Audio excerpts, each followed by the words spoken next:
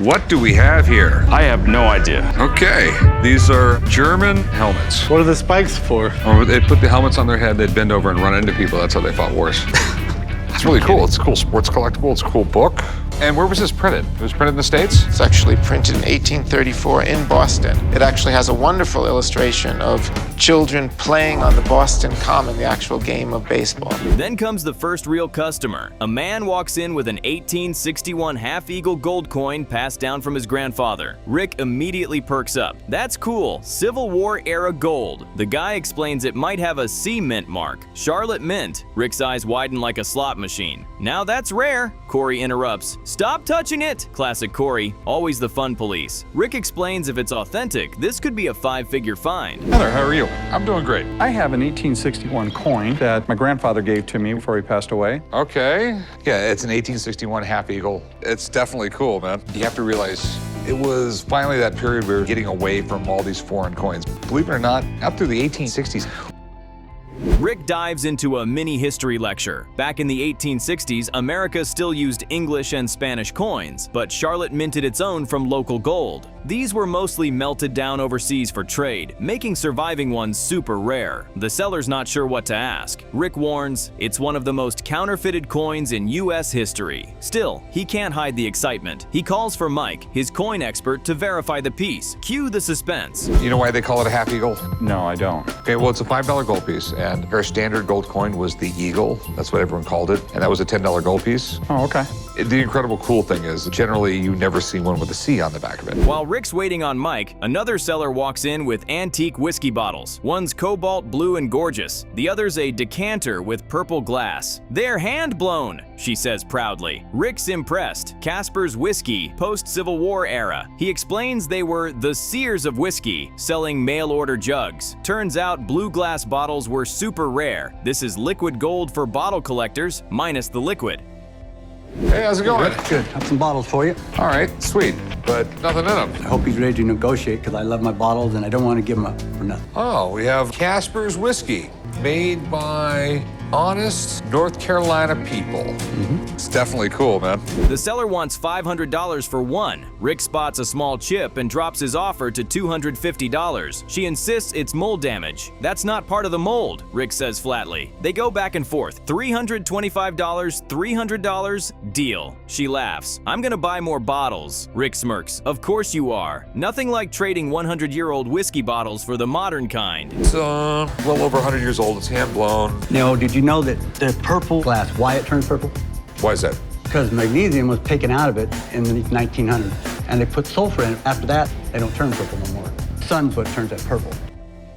Cut back to the shop. Rick's still obsessing over his missing change. Chumlee tries to logic his way out. You own the soda machine, so technically, I'm just transferring your money. Rick stares blankly. That's not how it works. Chumlee insists it's a win-win. He gets soda. Rick gets his change back. Someday. Rick finally snaps, go get your soda and don't touch my jar again. Chumlee walks away grinning. Want me to pour you one? Pure chaos. What are you doing? Nothing. You're stealing my change. I'm not.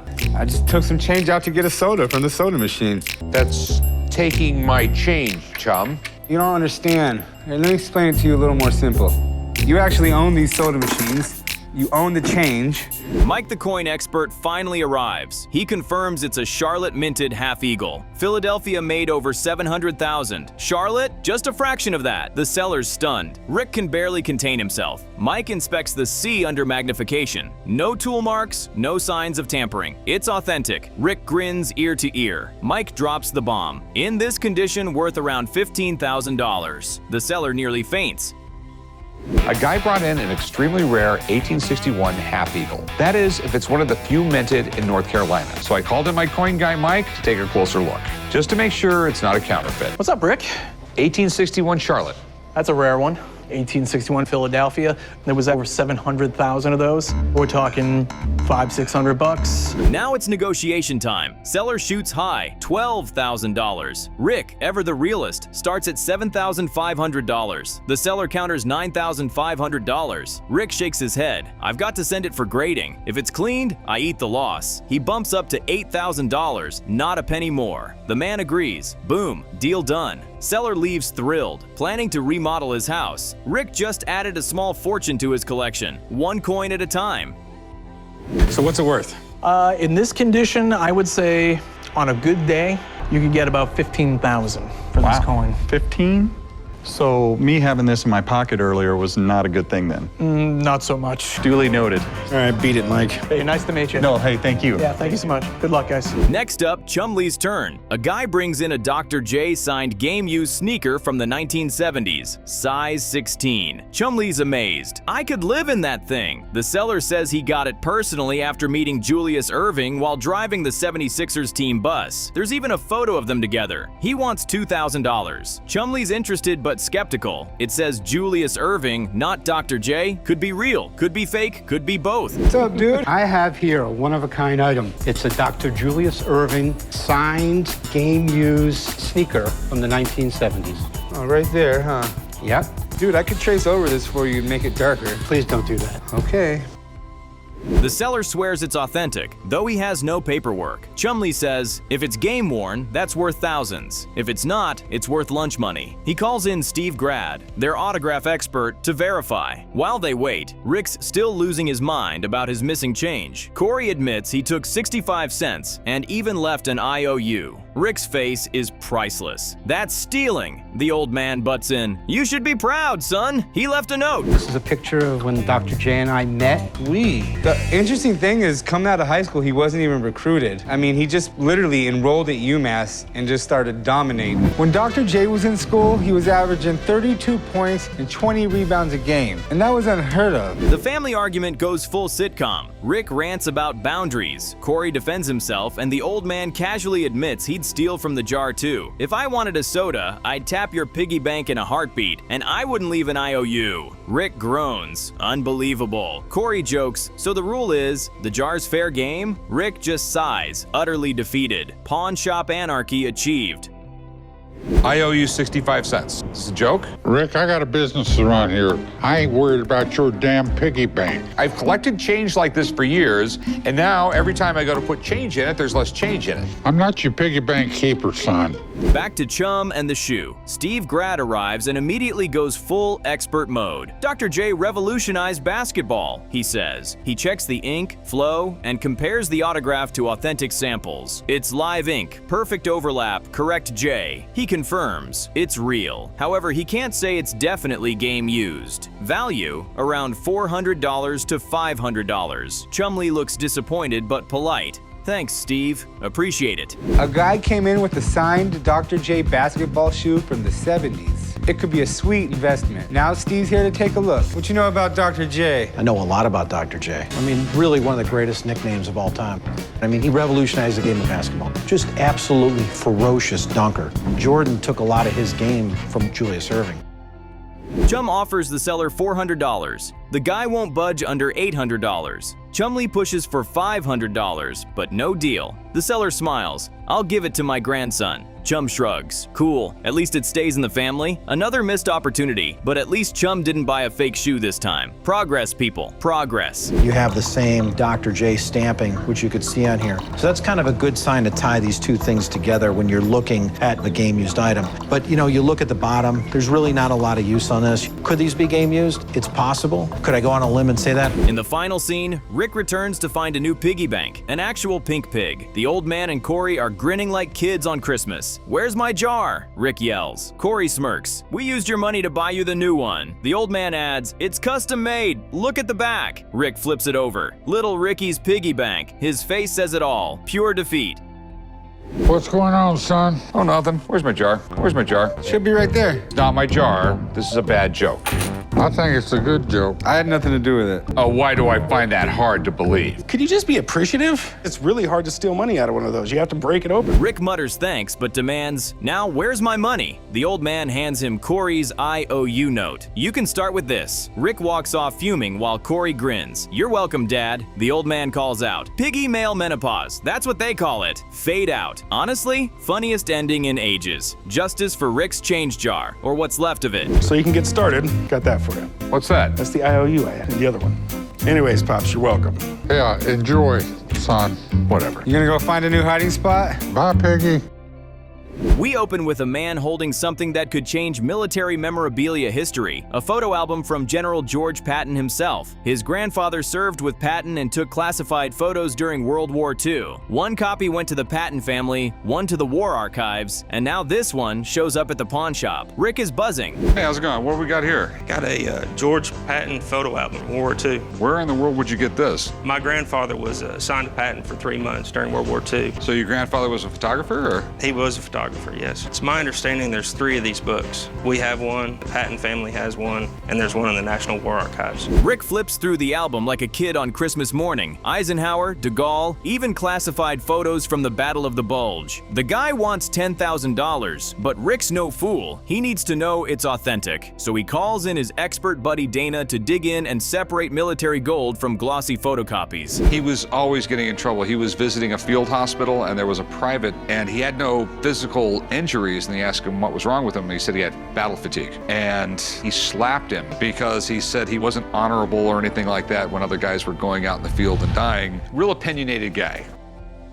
Back at the shop, the Patton photo album expert arrives and delivers a gut punch. That signature on the front? It's not real. It's part of the photo print. Rick looks like someone canceled Christmas. The album's still valuable, but the autograph was the jackpot, and now it's just a maybe. So I called in my buddy Dana to help us check it out. Wow, this is kind of fascinating. So what are your concerns about this piece? It's one of those weird things. I mean, they're government photographs, so they're not copyrighted, most likely. Uh-huh. I mean, we have an autograph picture on the front by Patton. Oh, wow. Dana explains some of the photos are already public and archived, meaning it's hard to determine rarity or value. Still, World War II collectors would love it. Rick, always cautious, offers a mere $500. The seller refuses, not wanting to be disowned by his family for underselling Grandpa's legacy. No deal.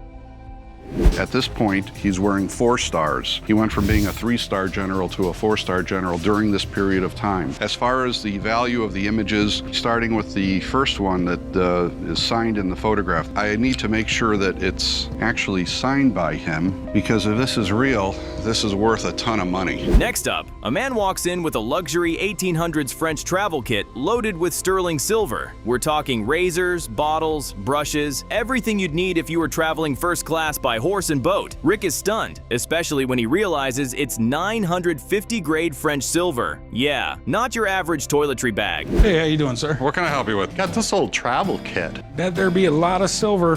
This is amazing. Where did you get this? From my aunt. She used to go into people's houses and clean them out for them. No, it was one of these deals where she'd clean out your attic if she got to keep some of the stuff she found up there. Okay. The customer wants $10,000. Rick throws out $6,000, calling it a hard sell. After some tense back and forth, they shake hands at $6,500. Not bad for something that was literally collecting dust in an attic until someone's aunt cleaned out a house. Talk about cashing in on old hygiene.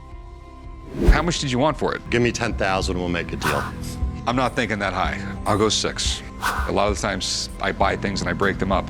This is worth more as a whole than the parts. The odds are it's probably gonna take me years to sell it. $8,000 would be split in the difference. And I'll tell you what, if we can do it today, I'll take $7,000. I'll go $6,500. Then we meet the tiniest boots you've ever seen. Autographed jockey racing boots worn by legendary Willie Shoemaker. Size 1. Seriously. Rick's immediately impressed but skeptical about the faded signature. The seller wants $4,000, but Rick isn't paying that unless he gets confirmation they're legit. Cue the signature expert. Hey, what can I help you with? Hey, I have a pair of jockey racing boots autographed by Willie Shoemaker. That is one little boot. All right, do you know what size these are? Yeah, these are a size 1. We got the original box.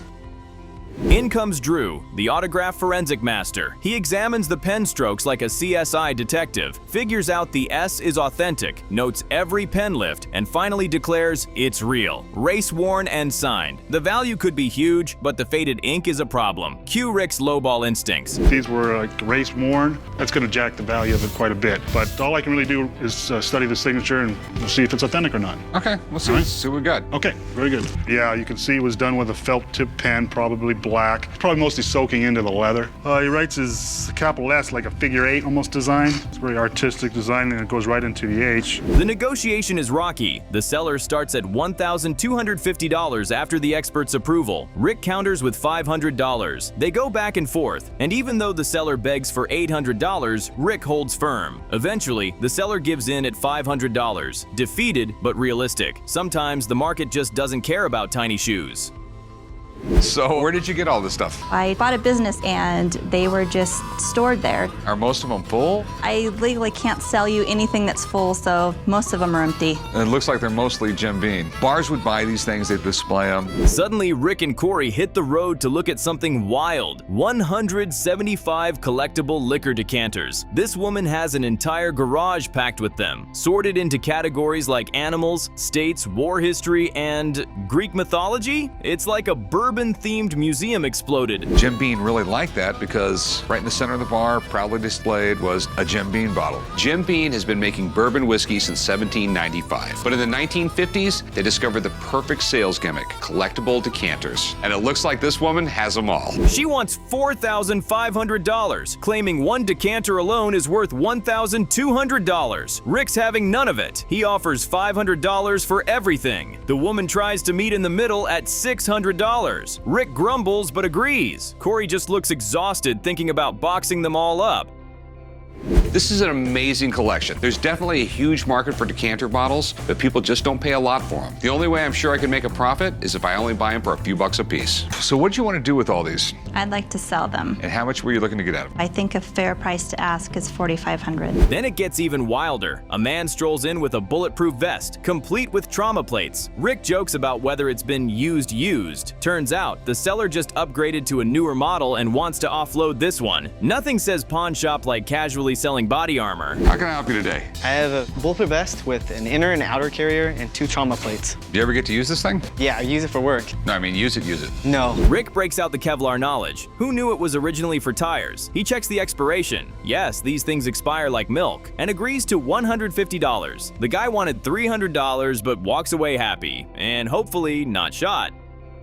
One question I have for you is how long have you had it? I believe they're only good for 10 years. I thought it was 5. It might be 5. I think I bought it in 07. 07? Okay. You'd think something tough enough to take a bullet wouldn't have an expiration date like a carton of milk. And finally, Rick regrets his earlier drunken decanter deal. Turns out 10 more boxes are arriving, and now the shop is drowning in glass cowboy bottles and Greek whiskey heads. Corey just shakes his head. Chumlee's probably already picking one to take home. This is the chaos we love. What do we got here, Rick? A lot of Jim Beam bottles. I sort of got some buyer's remorse over it. Ain't that the damn truth? Yeah, but we got like 10 more cases of those things coming in. We open with a guy walking in carrying 2 old German helmets, one leather, one felt. Rick immediately launches into a mini history lecture. Germany ran out of materials during WWII, so they literally downgraded from leather to felt. That's how bad things got. Rick's geeking out, but you can tell he doesn't want to drop cash without a second opinion. Smart man. What do we have here? I have no idea. Okay, these are German helmets. What are the spikes for? Or they put the helmets on their head, they'd bend over and run into people. That's how they fought wars. I'm kidding. Sounds pretty efficient. When military expert Paul shows up, he starts tossing out German words like Pickelhaube, like he's hosting History Channel Live. One helmet's enlisted, one's an officer's. Both are in surprisingly good shape. Paul values the set at up to $2,200 total. The seller wants $2,000. Rick offers $800. Tension spikes. Eventually, they meet at $1,050. Seller's heading straight to the blackjack table. I mean, priorities. So I asked my buddy Paul to take a look. How's it going? Hey Rick, how's it going? Good. We got 2 old German helmets. I deal in all things military from the Revolutionary War up to Vietnam. This is Pickelhaube. This is Pickelhaben. Pickle is the spike and the Haben is the hat. Okay.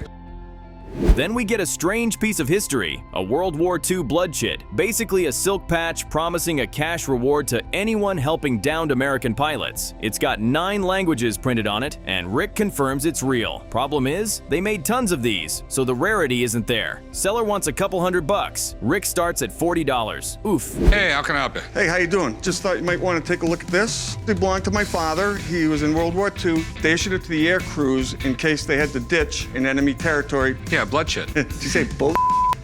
No, blood Chit, C-H-I-T. Oh, okay. The seller counters at $150, but Rick sticks to his guns. They finally meet at $75, and honestly, for a stitched-up silk promise from the 1940s, that's not bad. Rick even notes that it's already framed, saving him extra effort, so it's an easy flip. One man's emergency parachute patch is another man's payday. And as you can see, it's written in 9 different languages, and I can read a little bit of French, and it says here, I'm an American pilot. My plane has been destroyed. I do not speak your language. If you can offer me help to get me to the nearest military allied attaché, my government will pay you a reward. Next up, the doors practically burst open with nostalgia. A collector walks in with a jaw-dropping Matchbox car collection. Nearly 1,000 cars, most in original boxes. Rick's mind is blown. The guy wants to pawn them for $20,000. Yes, a pawn loan, not a sale. Rick's understandably nervous, so he calls in Johnny, the toy expert. All right, what do we got here? I've got almost every single car that Matchbox put out between 1953 and 1969. Didn't rob a toy store, did you? No, I did not. Okay, so where'd you get all this? I've been collecting since I was young, actually. There's roughly 1,000 pieces, almost 600 of them in boxes. Johnny dives in and confirms it. This is the real deal. Original coronation coaches, gray-wheeled tankers, king-size pieces, some individual cars worth over $1,500. Johnny estimates the whole collection at $25,000 to $28,000. But the owner, he thinks it's worth $75,000. Classic pawn standoff incoming. The guys usually call me down here to take a look at some toys or give them some more information about a piece. What's going on? This guy wants to pawn all of his Matchbox stuff. He's got like thousands of cars and pieces here, so I was hoping you could maybe go through it for me. Yeah, no problem, man. Rick surprisingly offers the full $20,000 as a loan, but not before warning the guy like a dad giving life advice. Think carefully. This is a big loan. If you don't pay it back, these cars are mine. The guy shrugs. He needs the cash. Deal. Talk about rolling the dice with tiny metal wheels. If this guy doesn't come back and pick up his collection, I hope Rick gives me a call, because this is the kind of stuff I love to have in my store. All right, my man, you're looking for a $20,000 loan. I've got no problem giving it to you. 20 grand is a big loan. With loans like this, you gotta make sure you're crystal clear and completely fair, even if that means dishing out advice. Last thing you want is some guy claiming you weren't upfront. Then, just when you think the episode can't get any more random, vintage Japanese arcade machines show up. Chumlee's instantly obsessed. There's Dig Dug, Super Dodgeball, Yi Ar Kung Fu, the holy trinity of button-mashing nostalgia. The seller wants $1,500 each. Chum's face says no way before he even speaks. What's up, my man? I have some vintage Japanese arcade games for sale. How big are they? Too big. You wanna bring them in the back? Sounds good. All right, meet you over there. All right. Japanese arcade games were the back in the day, and they're easy to sell. Negotiations get choppy fast. Chum offers $400 for all 3. The seller's eyes practically roll out of his head. They bounce numbers like they're in a pinball machine. Eventually, Chum ups it to $600 for all 3, and the seller grudgingly agrees. Lesson learned: never accept arcade cabinets as payment for freelance work. So how much are you looking to get for them? I'm looking for $1,500 for each one. Wow, dude. I wouldn't even give you $1,500 for all 3. There's not that many people that actually collect them. I'd give you like $400 for all 3 of them. Yeah, that's way out of the ballpark. I mean, I'll go up to 5. But nothing, and I mean nothing, can prepare you for the finale. A woman walks in claiming she has an Elvis Presley necklace. Not just any necklace. One Elvis himself placed around her neck. Rick's skeptical until she pulls out photos, letters, and documentation. It's real, and it's over a pound of solid 14-karat gold. Hello, how can I help you? Well, I kind of have a unique item, a necklace that was given to me by Elvis when I was a teenager. Seriously? Wow, that's amazing. Sure it wasn't Mr. T's? Looks like it, isn't it? She wants $250,000. Rick, he acknowledges the gold value, around $13,000, but says selling it for Elvis value is nearly impossible. It's niche. He lowballs hard, offering just $20,000. Her face, pure shock, like he just insulted Elvis himself. Okay, and how much did you want for it? I was offered a few years back $400,000 for it. Why didn't you take it? I didn't think the number was right. It's Elvis. It's iconic. It's iconic, but I don't think it's $400,000 iconic. She says she was offered $400,000 in the past, but didn't take it. Rick explains that niche memorabilia like this doesn't have guaranteed buyers, even if it belonged to the king. She holds strong. Rick can't do better. The deal dies right there. It's a heartbreaker, but it makes for excellent TV. The necklace is over a pound of 14-karat gold, so the scrap value alone is worth $13,000. And with Elvis tied to it, we're talking quite a bit more. But a piece like this is surprisingly difficult to sell. People just aren't shelling out the big bucks. So I don't think this woman is gonna like my offer. Our prices are so far apart. A number that makes me feel safe is 20 grand. Back in the shop, Old Man and Chumlee are fighting over chips. Literally. Chum's dipping into the old man's snack stash, and a mini food war breaks out. Rick just ignores it, probably calculating gold prices in his head. But hey, it's not Pawn Stars without a little snack-fueled chaos. Yeah, right there, that's how you do it. You gotta be quicker than that, Chumlee.